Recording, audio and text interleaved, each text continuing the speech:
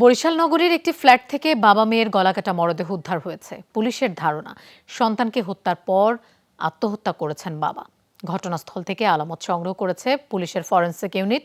পরিবার বলছে, চাকরি হারানো, স্ত্রীর সাথে বিচ্ছেদ, মেয়েকে নিয়ে যাওয়ার হুমকি সহ সব মিলিয়ে হতাশায় ভুগছিলেন নাইম। মাসখানেক আগে বরিশাল নগরীর কাউনিয়া এলাকার এই বাড়িটির চতুর্থ তলা ভাড়া নেন নাইম হাওলাদার। থাকতেন পরিবারের সাথে। সকালে শিশুকন্যা সহ উদ্ধার হয় তার গলাকাটা মরদেহ। আমি বেরিয়ে গেছি আর 20 টাকা দিয়ে। হ্যাঁ, কি করবো বাবা? এও কইছে বিড়ি খাম খা। এই 20 টাকা দিয়ে গেছি। এই গেছি গে আমি যাওয়ার পর তো এই 9টা 9:30 বাজে খবর আইলো যে আমার পোলা শেষ। দেখি মেয়ে পারদারে আর ছেলে ওই অবস্থায়। আমার মনে তো বডি দিয়া নিজের গলা নিজে কাটছে।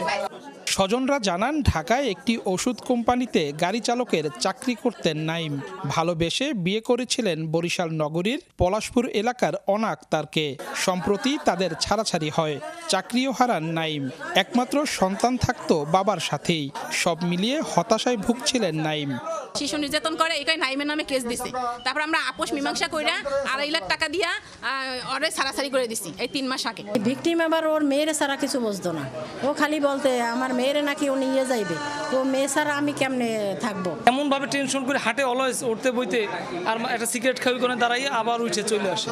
পুলিশের ধারণা, সন্তানকে গলা কেটে হত্যার পর আত্মহত্যা করেছেন বাবা। চেষ্টা চলছে রহস্য উদ্ঘাটনের। মনে করছি যে এটা আত্মহত্যার ঘটনা। প্রথমে হয়তো তার মেয়েকে সে গলাকে কাটে এবং পরবর্তীতে সে নিজেও বটি দিয়ে গলা কাটে। আমরা দেখছি বিষয়টা কি হয়েছে ওখানে, এটা তদন্ত করে পরে বলা যাবে। ক্রাইম সিন দেখে তো মনে হচ্ছে ওখানে গলা কাটা অবস্থায় পাওয়া গেছে। নাইমের মেয়ের নাম রাবেয়া বসরি রোজা, বয়স 4.5 বছর।